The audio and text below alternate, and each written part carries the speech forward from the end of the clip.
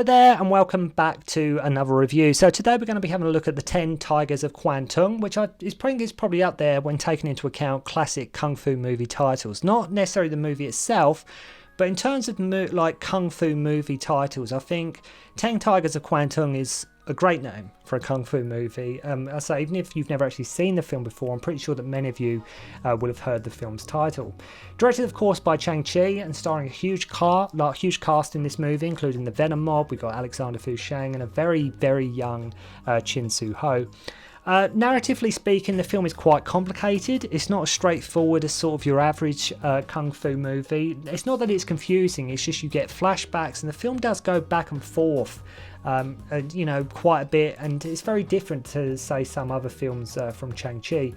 We also have Lung on board with this movie too. I mean, Lung is about as much Shaw Brothers as you can get, along with the likes of sort of David Chang. I mean, these guys sort of back in the day, they sort of, they bled Shaw Brothers. Like Lung was, classic player from the Shaw Brothers cast catalogue. Now, I think maybe part of the reason why 10 Tigers seems off is in its narrative, or maybe doesn't flow as well as you would expect, is because I believe it had a bit of a troubled production. I think there was because I think there were delays when Alexander Sheng injured himself on another set, and I think production stopped around 1978, I believe, and didn't resume until around, I think, 1980. So nearly a full 2 years.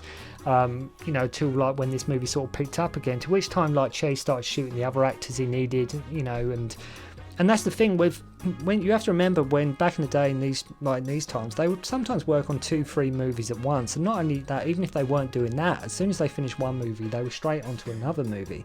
So if the film's production got halted in any way, the actors and everybody involved would go and do something else. They got bills to pay, they need to earn their money. So they would go straight on to the next movie, and so that's why, sometimes this movie does feel a bit disjointed, because I think, like I say, it did resume later on, and making sure everyone's available. But make no mistake, it's worth watching this movie alone, as it seems everyone aside from, say, a few from the Shaw Brothers are in it, and it's worth watching the movie just for that reason, because as I mentioned, you get a great, really big ensemble here in this movie. Worth watching for that alone. And now, it's like a mass collaboration with some of the Shaw Brothers' most popular stars. No mass ensemble from Shaw Brothers would be complete without a certain villain who usually plays the villain, and he's always the guy, and he's cropped up in so many of my Shaw Brothers reviews, and that's right, it's your friend of mine, Wang, Lung-wei, otherwise known as Johnny Wang. And I'll say, this guy, like how Feng Golden Harvest, he was usually the villain in so many of them classic movies, like he's the villain in Magnificent Butcher, Iron Fisted Monk, Police Story. Feng was always the antagonist of some description. But Wang Lung-wei with Shaw Brothers, he was the guy. You got Lung-wei as well. There's some other people that were usually villains and things like that. But in terms like Wang Lung-wei, he's usually the villain, and he's sort of the guy, so he's in this one as well. Now, don't get me wrong, I love this movie, but if you are new to kung fu movies, all the plot twist, flashbacks, who's good, who's bad, who we are rooting for, may be a bit confusing to you. Not that it's confusing, it's just maybe not as straightforward as sort of maybe one would expect it to be, but in a funny sort of way sometimes, where it is a bit confusing and not just straight A to B. In a funny sort of way, that actually works in its favour, because it actually makes the film a lot more rewatchable, because you can watch it again and be like, I didn't quite understand it, but I'll watch that again. It actually gives the film a lot more like replayability, so you can just watch it again. It's a film where you can pay attention and get involved with, in terms of the story, rather than a kung fu movie where you're sort of just waiting for the next fight sequence to come up. 10 Tigers is a bit different to that. And I think, if anything, the problem with it is that it has too many characters. And for a kung fu movie, Chang, he tries to put as much character development in as he can. But even with the very talented cast, and there's only so much he can do to deliver a story in a kung fu movie at the same time that's about 90 minutes long. So, and it's one of them movies I've always felt with 10 Tigers, it easily could have been split into 2 parts. Like, they could have really sort of done like a kung fu 2-parter here, like it made the film as epic as possible, especially, like I say, where it goes back into the past and into the present and things like that. They could have really made an epic story, but such was the wants and needs of like cinema goers at the time. There was none of this part 1, part 2 or anything like that. It was basically, that's your movie, and that's all it is. As I say, you have to remember as well that this was one of the latter Shaw Brothers movies, and Golden Harvest was pretty much getting into their stride at this point. It's sort of taking over the Hong Kong box office. So I was, like, with them early Shaw Brothers, like the sort of from the early 80s, the Shaw Brothers movies from the 80s, I always got the impression they were chucking everything in there. You look at something like Legendary Weapons of China and things like that. All the films from the Shaw Brothers catalogue, sort of from 1980 onwards, they always seem a bit more sort of outlandish and a bit more crazy, and like they're really sort of, because they, like I say, they had to compete with Golden Harvest, so they really had to sometimes sort of throw everything in there. And this is sort of one of their movies, and it's just a shame with the story that they decide to just wrap it up and put a nice neat little bow on it after sort of 90 minutes. And as I say, it could have done with, if not being in 2 parts, it could have done easily with being a lot longer. So the movie all starts at a casino, as so many kung fu movies are known to do. We learn one of the characters' father was killed by the 10 tigers, and they are looking for their disciples, all of which who are sort of getting hammered at this point. And whilst distracting the security, Liang Xiaohu and his accomplice brutally murder Tang Chung in front of everyone, who we then have like a flashback with Wang Lung-wei and Feng as Master Cheh, who is saved by sort of T Lung's masked gentleman.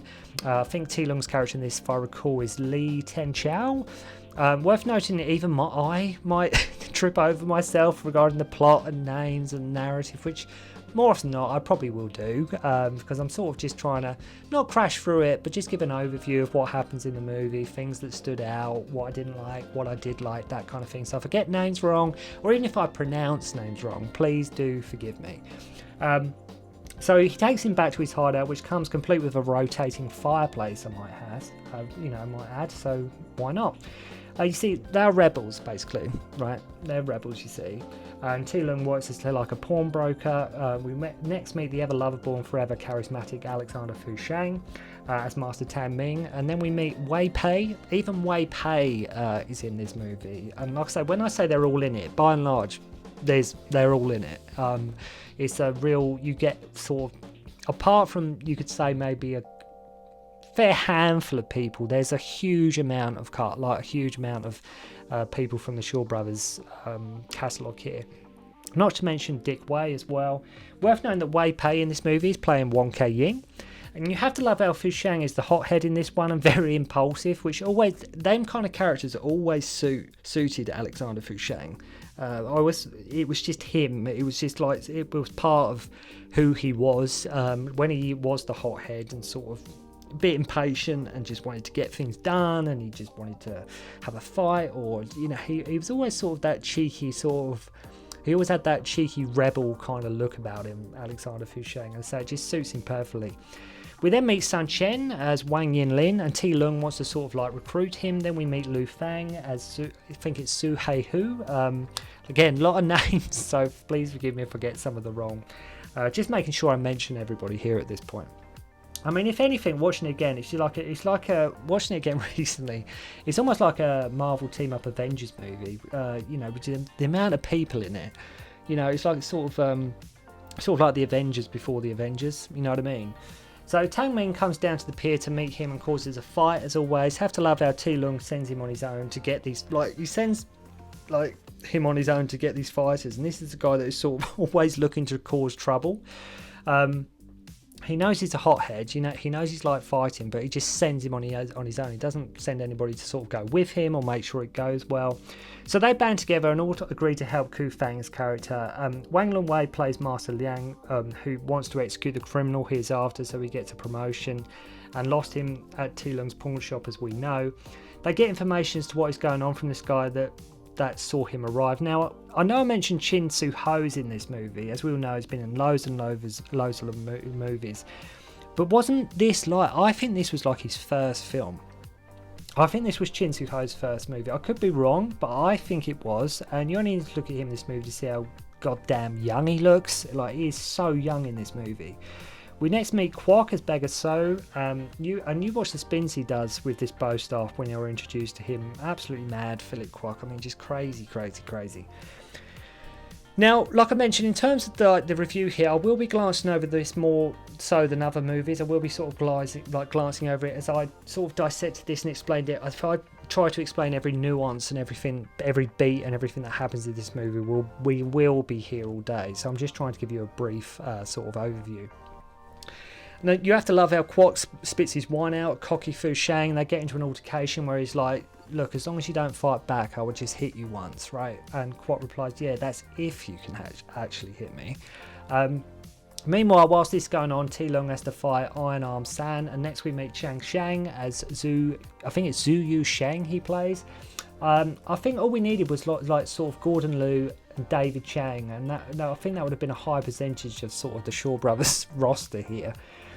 So Chang and Kwok bond, and right away, as they love gambling and drinking, we then meet Mang as Iron Finger Chien at the casino and wants them to flip the dominoes over as they are sort of blind drunk at this point. For some reason, Kwok being drunk.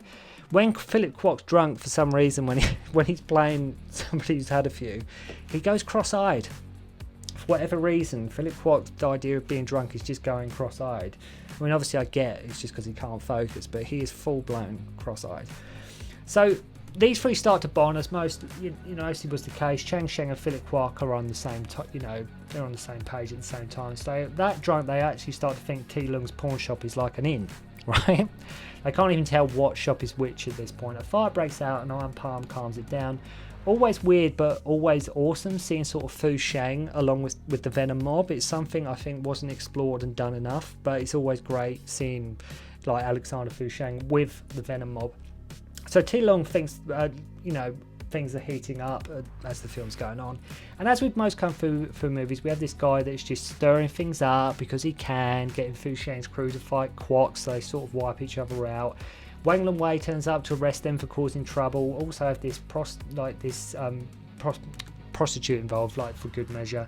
There's just so much going on in this movie that I can't, as I say, if I talked about every single little thing that happened, we would be here for a hell of a long time. And as I say, it's one of the movies that just listen to me waffle on and babble on. As I say, if you have seen this movie, let me know what you think of it. And as I say, it's just one of the movies, if that had extended the runtime by another 15-20 minutes, it just probably would have worked so much in its favour. So they start to escort Ku Feng's character out. So of course, like our new crew are all suspicious to why the government turn up. He tells them that T-Lung set fire to his ancestral home. Then Kwok, Mang and Sheng confront him. So far it's been sort of your typical protecting the rebel plot is what we've got going on here. Worth noting as well that the character roster is quite big. Some of them get pushed to the background. Like in some movies where the ensemble, like the cast is so big, some people get to shine more than others. And unfortunately here, some of them do get more so in the background than others. For example, Sun Chien and Lu Feng. Sun Chien, like with my previous review, he's often put to the back for some reason. Whether it's because they want to save him for when he can sort of break out his kicking skills, I don't know. So once our crew find out who Ku Feng is and there is actually a rebel, they change their minds. So now the film goes out of the flashback and forward, sort of catching up with the two from the casino at the start of the movie, and then you think, okay, we're now here, right? We're back in present time, but then it goes back again. So you've had time shifts happening here. So T-Lung and Lung-wei get into a showdown where he uses like this golden statue as a weapon, which like sort of pierces Lung-wei's head complete with blood splattering. I mean, hey, this is Shaw Brothers Chang-Chi movie, right? We had to have some bloodshed. It would have been completely incomplete without any. So in the present, it turns out basically these people are wanting revenge for the bad guys, right? That is all well and good, but all our main Shaw Brothers stars and their veterans are in the past. So, like this story they've got going on in the present, where we are, all the classic veterans and the people that you love in these classic Shaw Brothers movies, they're in the past. So when we go back to the present time, they're not there. They're not in that time period. So, when we go to the present, it's a bit sort of, who are these people? Though we do get an awesome fight involving some daggers and some chain metal rings, we get another murder in broad daylight with loads of witnesses. So these descendants kill another one, then have to challenge like his monk friend, and here we get like a head stabbing as well. Then we have like a tonal shift involving Siu-ho, where it becomes sort of light-hearted and comedic, if only briefly, and a scene involving comparing sort of horse stances with this guy, and we get another stabbing for good measure as well. So we learn that Mang and Lu Feng characters are still alive. So yes, there are some veterans still alive, if only 2 of them, but we get Mang and Lu Feng's characters there still alive, and then Kwangtung as Tung Ba turns up, who you'll probably remember from 5 Super Fighters, and I think it's one of the first movies too that he'd done, if I recall. I could be wrong, but to say if I'm wrong, so be it. And then we're back at the casino again, and what is weird is if the plot maybe had lost you at this point and you get back into it again, you sort of get back into it a little bit thanks largely to Siu-ho. I think without Siu-ho obviously went into films like Tai Chi Master, Fist of Legend, loads of movies, but Siu-ho in this movie, because it is Siu-ho, when you watch it now, it's worth watching for a very early Siu-ho movie, and that's why the story that happens in the present is still worth watching, even though you haven't got the classic, some of the, like by and large, the whole classic characters there, like Lung, etc. It's still worth watching for an early Siu-ho movie. I mean, the end fight is super fast, and the whole movie is like a Venom mob movie without being a Venom mob movie. It's like a kung fu classic with all the grades, but it's not a classic all the time. You know, I mean, Sun Chien and Wei Pei get extremely shortchanged in this movie. The film could have easily gone on, like 2-hour mark in runtime with the story that it spans generations. Siu-ho really does get to show off at the end though, and his blade skills, which is all amazing stuff. And you do get probably one of the most memorable deaths at the end of this movie, with a certain someone getting their head kicked off, and the film abruptly ends, as these movies are often known to do. So I've sort of wrapped that up relatively quickly without going, like I mentioned 2 or 3 times, without going too in depth with this one. What I do like is the fact it's the bad guys you were sort of introduced to first at the start of the movie. Then as the plot sort of unfolds, you get the backstory and you sort of learn who is who as the film goes on. But it's one of them movies, like I mentioned, that it probably will have a lot of replayability and a lot of rewatchability for a lot of people. And like I mentioned, the title alone, 10 Tigers of Kwangtung, so I think it's a kung fu title loads of people know, even if they've never actually seen the movie. But as I say, as the film goes on, it's a builder, but it just maybe could have done with an extra 15-20 minutes as the film went on. But as I say, I've super glanced over this one, only because to describe all the plot, all the characters with more detail would make the review even longer. And I do not want to keep you guys here for an hour. I don't want to review films like sort of that long, but at the same time I don't want to do reviews where some people do movie reviews and they wrap it up in like 4 minutes. So I'll just try to give you sort of an overview there. But to go check it out, I mean, you do get, I think if nothing else, the big selling point with this one is the fantastic cast, and it's like I say, it's always great to see the Venom mob alongside the likes of Lung and Alexander Sheng, and it's a great movie. I just think it could have benefited from being even just, like I say, 20 minutes longer, so we had a bit more character development. And some of our cast actually got a bit more time to shine than what they actually did end up getting, stuff to do. Because I say some characters are sort of put on the back burner, but 10 Tigers is still one worth checking out. So if you have seen 10 Tigers of Kwangtung, let me know what you think. Is it a good movie? Is it one of your favourites from the Shaw Brothers catalogue? And no doubt I will see you again soon for another review. So thank you for joining me, and I'll see you again soon. Don't concentrate on the finger or you will miss all that heavenly glory.